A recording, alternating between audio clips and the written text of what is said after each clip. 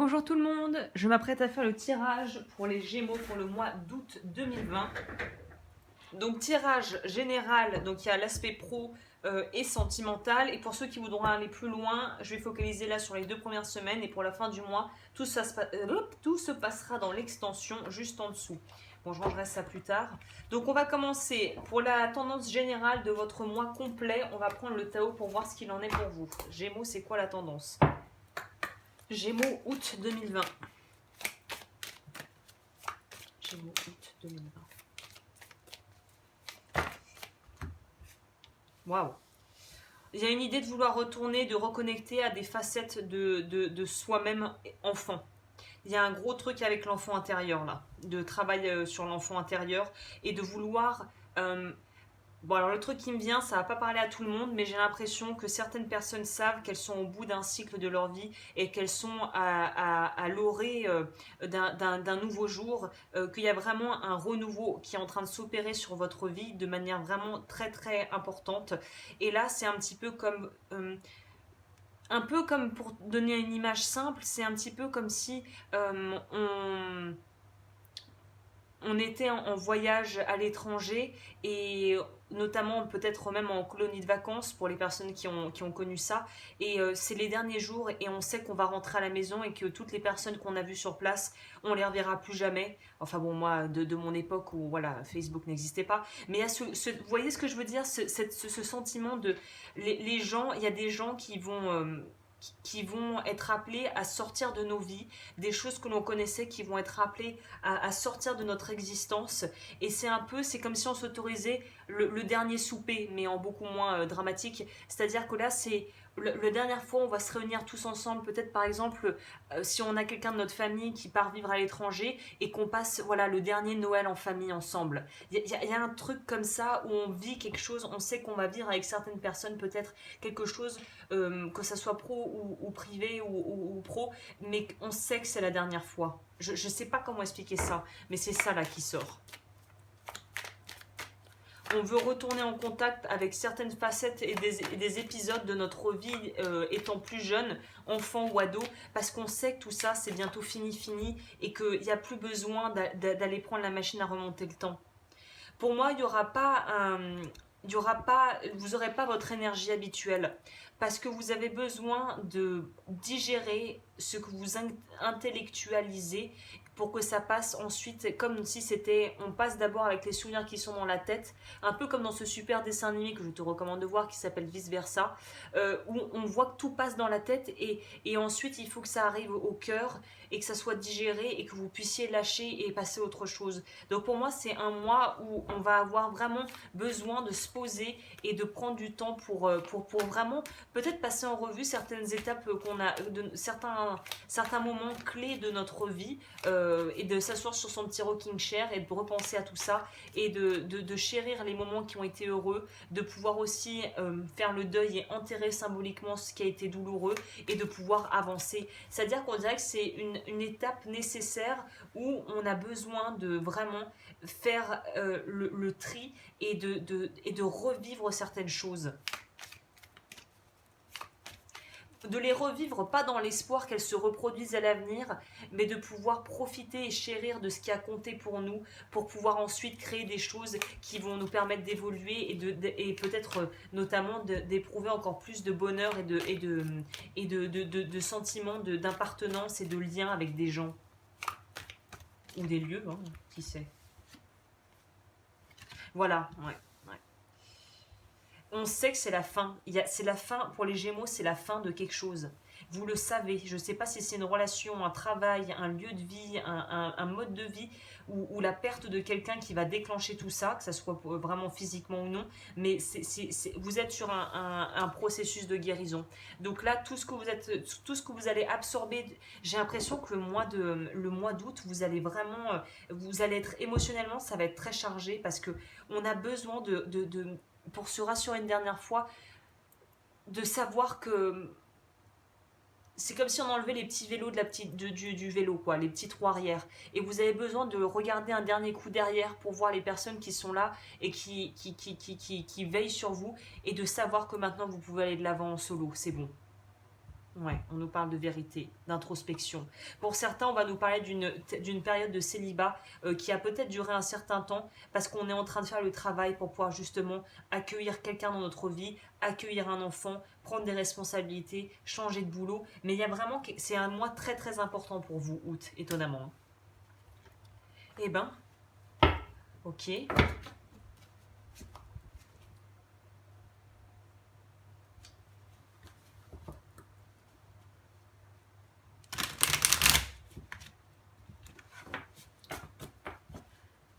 C'est émotionnellement, ça va être assez chargé, hein.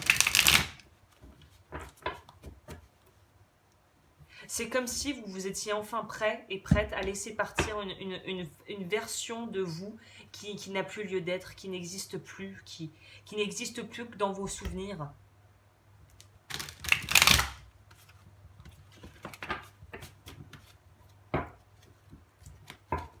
Alors pour les Gémeaux, août 2020.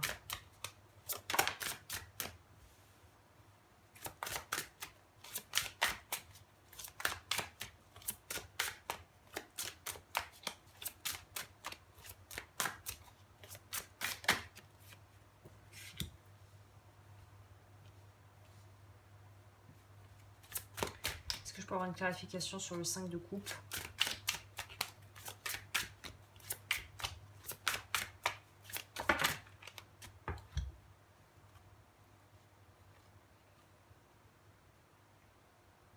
Pour moi, certains et certaines, au niveau, ça c'est votre côté pro, il y a une envie il faut laisser quelque chose derrière.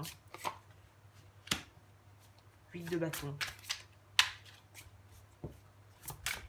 Ça c'est pas assez, vu tout seul, ça il faut plus d'indications là.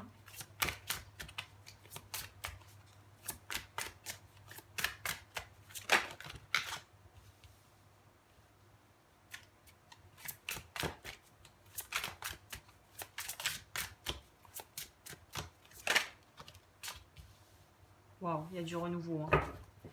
La vie, elle est en train de bouger pour vous. Hein. Il y a des choses qui sont drôlement en train de bouger chez vous. Hein.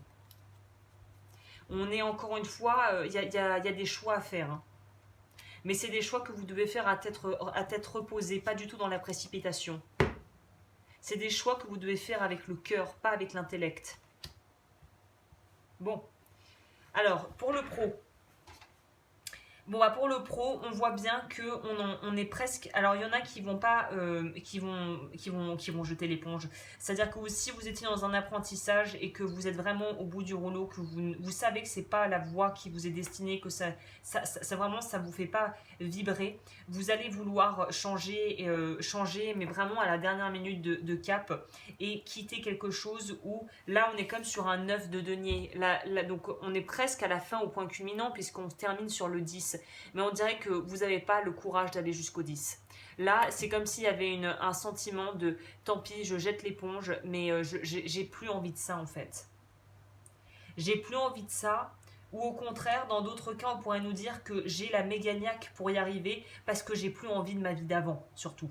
Donc ça dépend des cas à remettre dans le contexte. Soit on en jette l'éponge parce qu'on sait que c'est pas notre voie, soit on est déterminé plus que jamais parce qu'on veut plus de ce qu'on avait, de ce qu'on a fait jusqu'à présent et on veut changer et on veut évoluer parce qu'on a un cap et qu'on est bien dans cette voie-là. Donc à remettre dans le contexte, mais dans tous les cas pour moi, il y a des opportunités qui n'ont peut-être mené à rien de vraiment très constructif, même si tu as forcément appris des choses, puisqu'on apprend toujours, même des choses les plus pénibles. Avec le valet de bâton, ça va nous parler du fait de justement, il y en a qui vont vouloir retrouver leur liberté, notamment si tu étais peut-être lié par un contrat un peu contraignant avec une personne assez en demande, qui veut vraiment préserver son petit confort, qui veut pas changer, parce que ça fait 15 ans qu'on fait comme ça dans l'entreprise et qu'il n'est pas temps de faire des réformes ou de vouloir changer quoi que ce soit. Et je pense que pour les personnes qui ont tendance à vouloir innover, aller de l'avant et qui n'aiment pas la routine, ça va être le truc qui va se produire, le truc de trop, et vous allez vous dire, vous allez faire une énième demande de pouvoir améliorer quelque chose dans le service ou de proposer quelque chose qui sort un petit peu du cadre. On va probablement vous dire, c'est un peu trop fantaisiste ton truc, et là vous allez dire, moi tant pis, moi je veux aller vers quelque chose qui soit plus épanouissant pour moi, et je veux aller vers des gens aussi qui croient en moi et qui croient en mon potentiel potentiel et aux idées que je peux proposer, même si elles ont l'air de sortir un peu du cadre. Donc dans tous les cas, pour moi, il y a cette idée de vouloir aller vers ce que l'on veut vraiment et de plus vraiment être là, de plus végéter dans un truc où on a l'impression qu'on vit frustration sur frustration et qu'on on n'est pas compris, on n'est pas entendu et la nourriture intellectuelle non plus n'y est pas vraiment. Hein.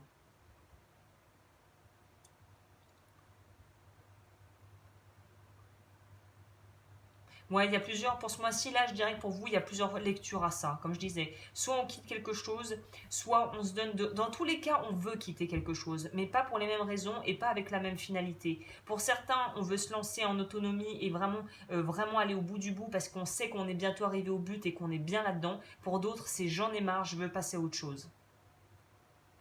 Et sur le plan sentimental, alors sur le plan sentimental, c'est très intéressant parce que j'ai l'impression que vous êtes à la redécouverte de vous-même. C'est-à-dire que, et ça va aller assez vite, c'est-à-dire qu'il y a des prises de conscience qui vont être assez fulgurantes. Qu'est-ce qu'elle tient dans la main là? Oh, j'ai aucune idée de ce que c'est que ce truc. On dirait un charbon fumant, un charbon ardent. Et donc là, pour moi, il y a une question il y a de la colère à lâcher, il y a du ressenti à lâcher, il y a des émotions lourdes à lâcher pour vous au niveau de votre vie émotionnelle, mais personnelle, vraiment au niveau familial, j'ai l'impression. Il y a besoin de lâcher peut-être de la colère accumulée, de la frustration. Il faut que ça puisse s'évacuer en fait. Il faut que ça puisse sortir pour que vous retrouviez un équilibre au niveau émotionnel et que vous puissiez vraiment être apaisé dans votre tête et dans votre cœur. Il y a vraiment cette idée avec l'ermite en plus de vraiment prendre le temps de se retrouver avec soi-même. Ça fait quand même plusieurs mois que l'ermite vient dans votre tirage à des endroits différents pour des raisons différentes, mais il est toujours là. Donc vraiment, il y a une notion de oui, on est en quête de sens et on est en quête de sa propre existence, de pourquoi on est là, des trucs un peu métaphysiques à la noix de base. C'est qu'est-ce que je fais là? Qu'est-ce que j'attends d'une relation de couple? Qu'est-ce que je cherche? Et vous cherchez, c'est ça, c'est qu'est-ce que je cherche? Et une fois que vous l'aurez trouvé, qu'est-ce que ça m'apporte en réalité? Qu'est-ce que ça change dans ma vie? Quelle différence ça fait? Pour moi, il y en a qui sont en train de mouliner parce que vous avez compris aussi que, notamment les gens célibataires ou qui vivent seuls depuis un moment, que pour que les choses évoluent sur votre vie sentimentale, si c'est votre désir évidemment, il y a besoin d'être justement dans l'analyse de qui l'on est et de comprendre qui l'on est et de se connaître assez pour pouvoir justement partager avec quelqu'un et non pas être une moitié égale un tout, mais un tout plus un tout égale un grand tout qui fonctionne en bonne intelligence. Donc il y a vraiment cette notion de comprendre que si les relations qu'on a amoureusement ou même amicalement ou dans notre famille sont foireuses, pour parler simplement, c'est qu'il y a quelque chose à aller comprendre en nous et à dénouer à l'intérieur de nous pour pouvoir changer les choses. On est conscient que le pouvoir vient de nous. On est conscient on prend conscience de notre pouvoir. Donc ça c'est très bien. Bon, bah dis donc, ça va dépoter. Alors, au niveau des compléments d'informations que je peux vous donner. Pour toute consultation, évidemment, tout est en barre d'infos pour me joindre.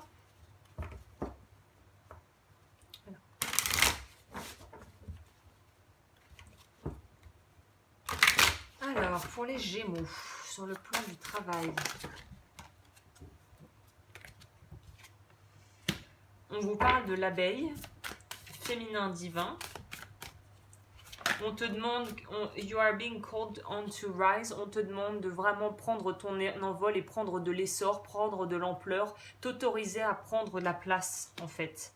Et à vraiment pouvoir, vraiment, en plus, comment on dit, embody, de pouvoir incarner cette puissance et ce pouvoir créatif. Et là, c'est sorti tout seul, donc on va garder sur votre vie sentimentale. On nous parle de grosses transformations, donc ouais, j'insiste là-dessus. Les cartes en plus ont tendance à aller là-dessus.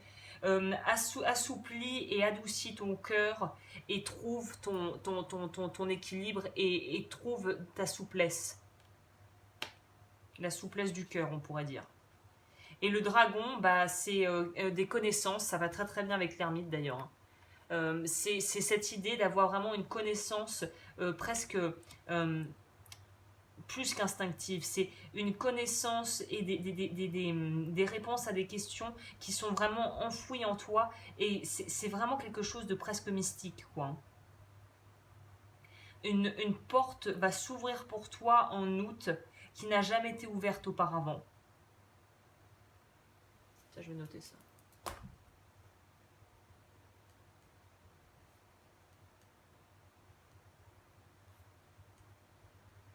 Ouais, il y a quelque chose comme ça. Je pense que certains, pour les plus intuitifs et intuitifs d'entre vous, vous allez avoir des ressentis, ça ne m'étonnerait pas, des rêves presque d'ordre prémonitoire, des trucs vraiment... Ne vous inquiétez pas, hein, ne commencez pas à flipper si vous avez des espèces de dons qui se développent durant le mois. Au contraire, voyez ça comme une bénédiction, c'est que vous êtes prêt et prête à pouvoir ouvrir une nouvelle porte et ouvrir, expandre votre conscience encore plus. Hein. Ok. Au niveau des conseils que je peux vous donner...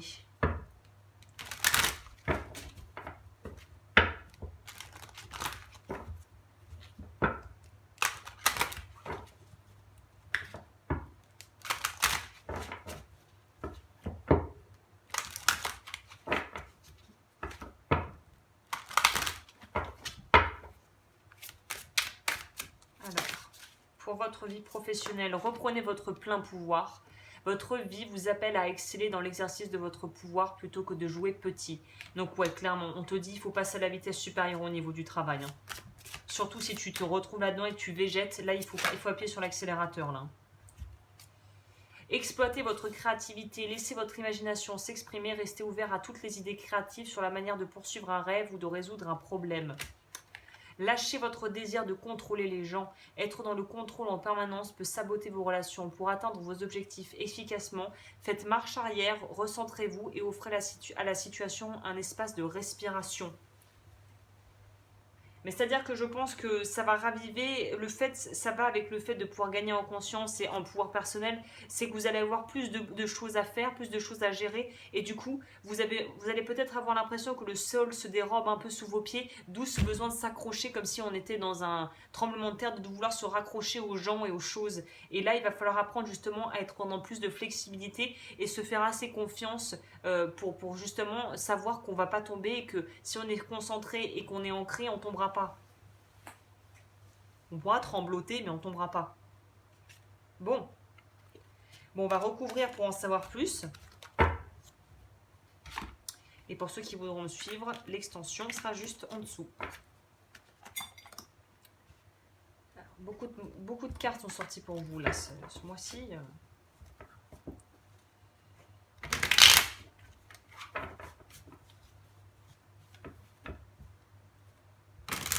C'est un peu l'image qui me vient par rapport à ce que vous êtes en train de vivre. C'est comme si vous faisiez un saut en parachute ou en élastique.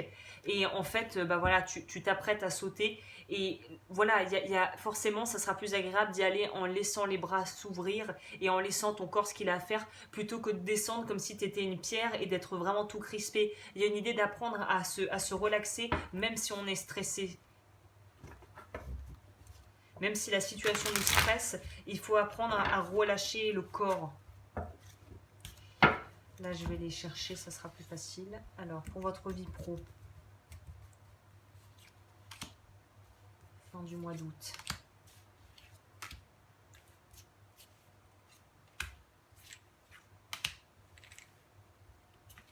Pour en plus.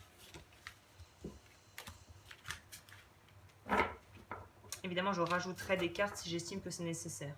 On retrouve notre reine de coupe. Donc votre bien-être émotionnel va être important. Très bien. Super. Taillot, c'est bien. Bon, en tout cas, changement en vue. Hein. Et pour votre vie sentimentale, waouh. On éclaircira probablement la lune. Bah écoutez, ça aussi, ça s'annonce pas mal. Bah écoutez, je vous laisse là et pour ceux qui veulent me rejoindre, vous savez ce qu'il vous reste à faire. Je vous souhaite un super mois les Gémeaux.